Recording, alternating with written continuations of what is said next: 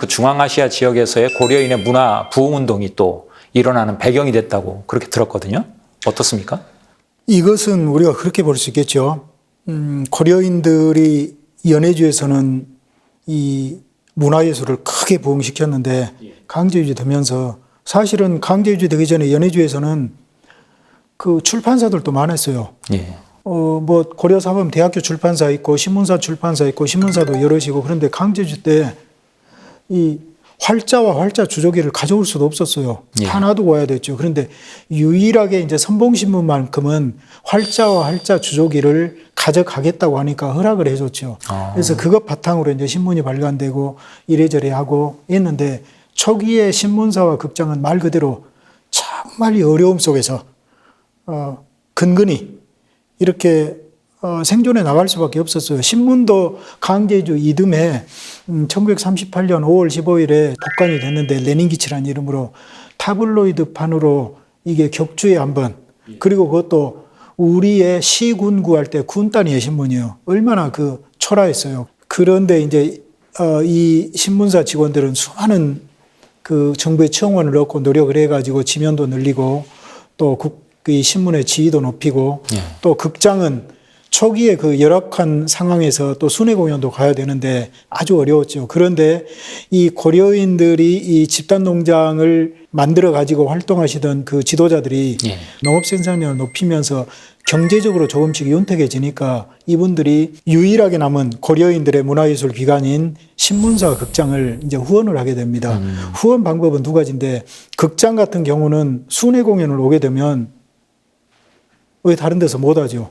그래서 순회 공연 이렇게 비용을 내주고 또 와서 며칠간 체류할 수 있는 그 숙박시설 이런 것들을 함으로써 자유롭게 순회 공연을 할 수 있는 기반을 마련해주고 또 신문은 이 고려인 집단 농장에서 신문을 이렇게 구독을 해주죠.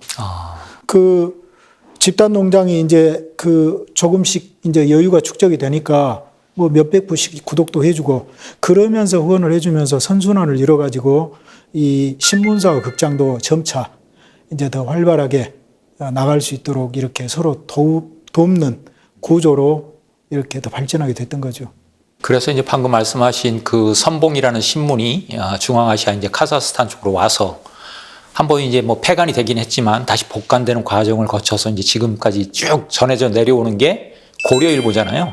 그 고려일보의 어떤 그 문화운동의 어떤 중심지로서 어떤 의미가 좀 있는지 한번 얘기를 좀 다시 한번 해주시죠. 예. 고려일보의 기원은 1923년 3월 1일에 블라디보스톡에서 창간된 선봉신문입니다. 선봉신문은 창간되던 당시에는 제호가 3월 1일이었습니다.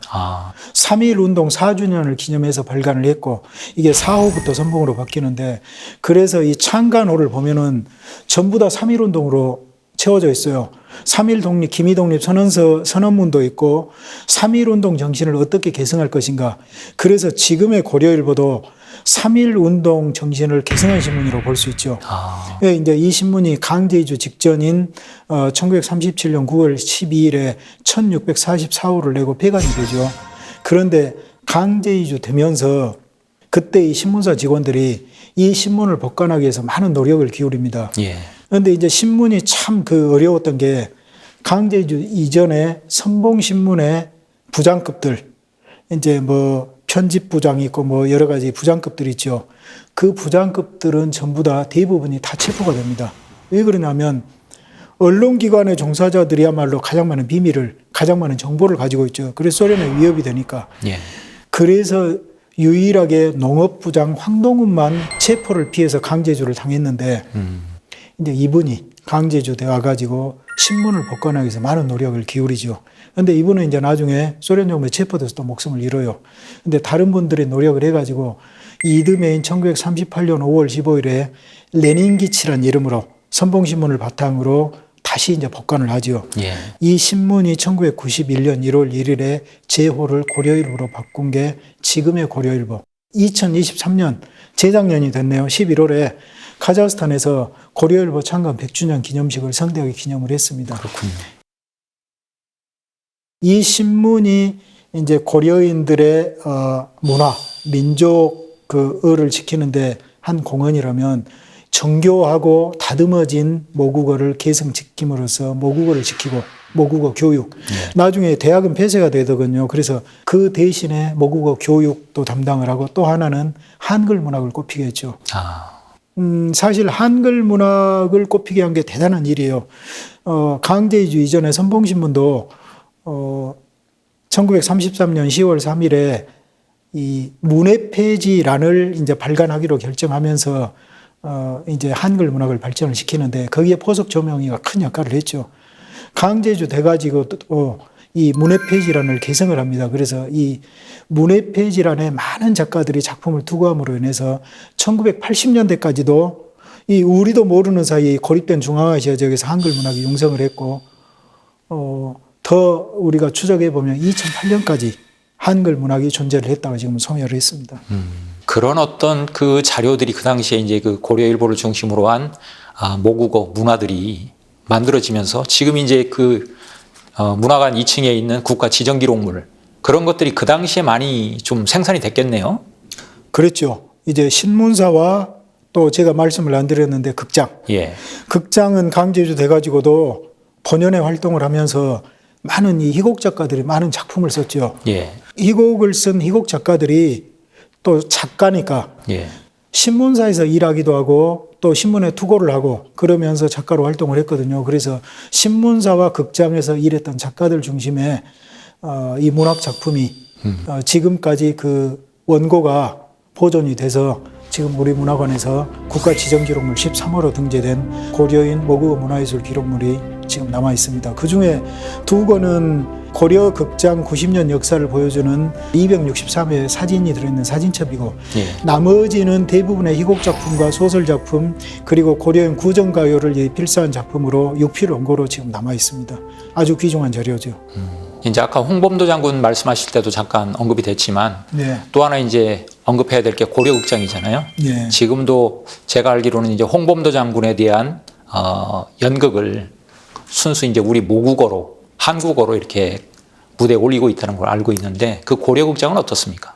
아까 제가 말씀드린 이 고려일보와 고려극장 이 두 가지 그 모국어 문화예술 기관이 지금의 고려인을 이끌어온 어떤 유일한 양대 산맥이었죠. 사실은 그전에는 고려사범대학교까지 해서 삼두마차였다고 하면은 지금은 쌍두마차라고 해야 될까요? 왜 그러냐면 강제 이주 돼가지고 고려사범대학교도 강제 이주 됐죠. 그런데 이듬해 1938년에 재개교를 하면서 이 스탈린 정권이 고려인을 포함한 이런 소수민족들한테는 대학 교육에서 이 소수민족 언어를 사용할 수 없게 했어요. 그래서 그 대학은 자연스럽게 이제 그냥 일반 소비에트 보통 그냥 사범대학교로 변해본 거예요. 고려사범대학교에 이제 조선 어문학과도 있었는데 조선 어문학과만 그 학생들이 졸업할 때까지 이제 그건 뭐 조선 어문학이니까 우리말로 교육을 했고 신입생을 받지 않았어요. 그렇게 하고 이제 우리 어문학이 사라진 거죠. 그리고 그냥 일반 사범대학이 된 거예요. 그래서 가장 중요한 교육의 기능을 담당하는 이 대학 기능이 없어지니까 당시에 이 고려인들의 그 일반 학교도 많이 있었는데 도미노처럼 다 문을 닫았어요. 왜 그러냐면 강제주 이전에는 연해주에서는 이 고려인들이 모국어를 사용할 수 있고 하니까 우리말로 해서 얼마든지 성공할 수 있었는데 강제주 대에서는 일단 우리말로 배워가지고는 성공할 수 있는 길이 막힌 데다가 또 고려사범대학교까지 우리말을 사용 못하니까 쓸 수가 없죠. 굉장히 많은 이 일반 학교들이 다 문을 도미노처럼 닫아버리고 우리말이 급속도로 사라졌죠. 그렇지만은 그때 이제 유일하게 남아있던 이 모국어 신문사 그리고 우리말 극장 이 두 기관이 이제 고려사범대학교의 기능까지 짊어지고 신문사는 거기에 이제 뭐 우리말 사전 해가지고 우리말 단어풀이도 하고 또 우리말 뭐 교육 이런 부분도 이렇게 싣고 하면서 끊임없이 우리말 교육을 시키고 또 연말을 하고 또 많은 학자들이 거기에 투고를 하면서 우리말이 사라지지 않도록 이끌었고 극장은 사실 우리말의 모국어의 대중적인 언어의 어떤 확산 그러니까 왜 그러냐면 신문사에는 굉장히 그 수준 높은 언어를 구사하는 작가들 중심으로 고급 인력이 상주를 했다면 극장은 우리말로 연극하면서 순회 공연을 가요. 그리고 거기에서 그 창한몽 알죠? 이수일과 심순에 나온 창한몽 이러한 것들 연기를 하면 모든 사람들이 그 대사를 따라했어요. 그러니까 일반 이 모국어의 확산에는 이 고려극장이 큰 영향을 미쳤고 또 하나는 이 극장에서 우리말 가요, 전통 민요나 잡가, 신민요 그리고 고려인들이 창작한 가요들을 극장에서 계속 순회 공연하면서 불렀어요. 그러니까 그 일반 대중들이 극장을 통해서 우리말 가요를 배우고 널리 배우고 확산을 시켰으니까 실질적인 그 일반 대중들의 가슴 속에는 고려 극장이 우리말을 지키고 보급시키는데 가장 큰 영향을 미쳤다고 볼 수 있죠. 그렇겠네요.